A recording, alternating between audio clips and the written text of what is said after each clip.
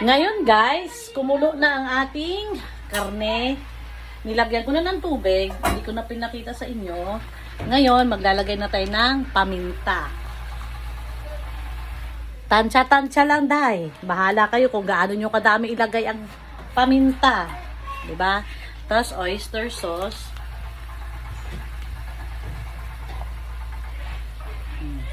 Tansya-tansya lang din. Bahala na kayo kung gaano kadami ilagay nyo. Diba? Tapos, ito, parang 6 yata o 7 kalamansi. Ayan. And then, titikman natin ngayon ang karne kung malambot na. Kung medyo malambot na, pwede na natin ilagay ang patatas. So, kukuha tayo ng isa.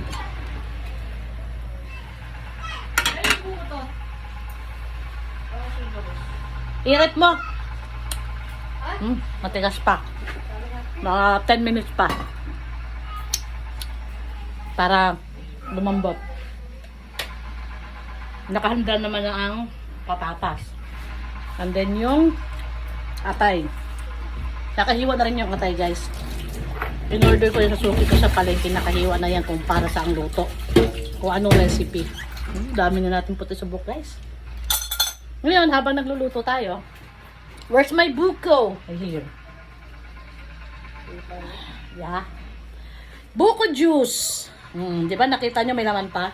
So, while waiting sa ating karne na malalambot, inom muna tayo para refreshing.